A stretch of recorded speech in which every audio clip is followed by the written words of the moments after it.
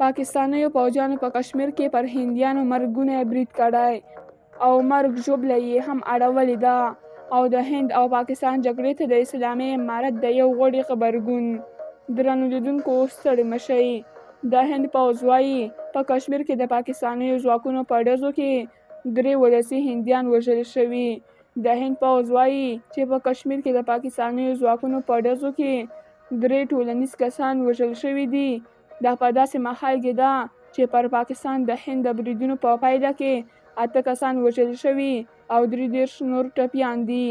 د دغو بریدونو وروسته هند پر پاکستان د خپلو پوځي اپریشنونو دفاع وکړه او ویې ویل چې دغه اقدامات موخیز او کره وو. د دوی په خبره دغه اقدامات موخیز او مسؤلانه وو.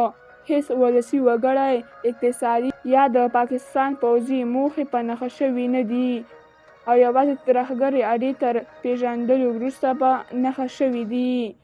د اسلامي امارت پخوانی غړی چې د افغانستان د خلاصون عالي شورا په نوم د یو سیاسي جوړښت رهبري یې هم کوله، د پاکستان او هند ترمنځ کړکېچ ته په غبرګون کې په خپل ایکس لیکلي جنګ زیان او ډېر منفي اړخونه لري.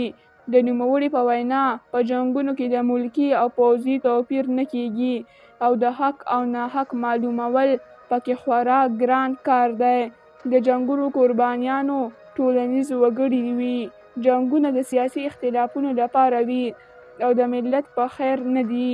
نوموړي توصیه کړې چې د جګړو تر پیلولو وړاندې باید د جګړو ژور تحلیل او درک وشي.